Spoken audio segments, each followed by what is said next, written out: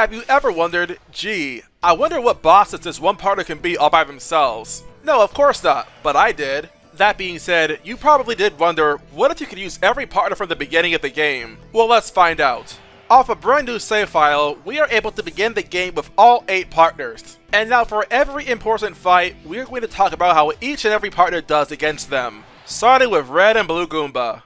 I'm happy to say that almost every partner can beat this mini-boss, though some do need more HP than others. To start, both Parakarry and Lackluster can beat the Red and Blue Goomba from level 1. They don't even need close call. Despite not having the lucky star yet, Parakarry's Shell Shot does have an extra command, meaning when he uses 3 FP, it does 5 damage to one enemy. In this case, the Blue Goomba that only has 6 HP max. With one more Skydive to finish it off, all that's left to do is keep attacking the Red Goomba until it goes down. Meanwhile, Lackluster has it even easier. His Spiny Flip does have an Agile command. Moreover, it does 3 damage every time it hits an enemy, meaning he can 2-hit KO Blue Goomba and 3-hit KO Red Goomba. Most of the other partners can do this fight, but they need more HP to survive. Goombario only does 1 damage per hit, so if Mario had only 10 HP, by the time Blue Goomba fell to 1 left, Mario would be getting KO'd unless you got lucky with a badge like Close Call. And this is true for every other partner except for Cooper. Both Bombette's Body Slam and Bomb do only 1 damage. Same with both Smack, Watt's Electro Dash, and Sushi's Belly Flop. For the former 4, you need at least 20 HP to survive guaranteed. Sushi's a bit different though, because she also has a move called Squirt that costs 3 FP to use. She may not have extra commands still, but Squirt does 3 damage. So instead of needing 20 HP, she needs only 15. And Cooper, well... yeah, without the lucky star, neither of Cooper's moves really work. Not a great start, I'm sure. Now next up is Goomba King.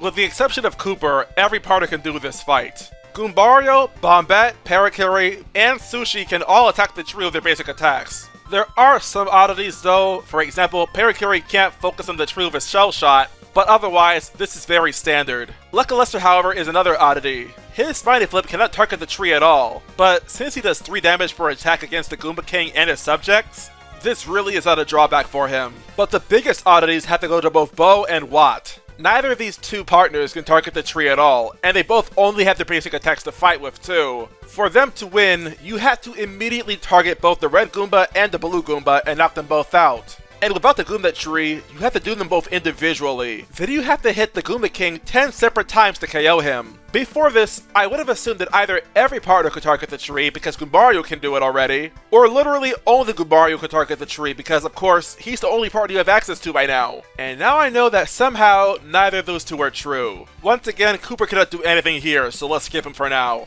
The prologue is technically over now, but we still have one more fight to do, and that's against the Magic Koopa. The only real difference is that now, we have Agile commands. Still, this fight is against an airborne enemy, and with that comes new complications. For now though, Goombario, Parakarry, Bo, Watt, Sushi, and Lackluster all have 0 issues with beating this boss. Sorry Bombette, you just could not hold out long enough. Parakarry, Bo, and Sushi can actually beat the Magic Koopa in only 2 turns, whether because they can use their FP to do a lot of damage in very little time, or because their basic attack just hurts that much. Meanwhile, both Watt and Lackluster need 3 turns to win this fight, and this leaves Goombario last, who needs 4 turns to win this fight. Bombette unfortunately cannot reach the Magic Koopa, and neither can Cooper, which is a shame because he just still got action commands and now we can't even use them. At the end of each part in this series, I'll post the current standings. That's it for the prologue. I'll see you for Chapter 1.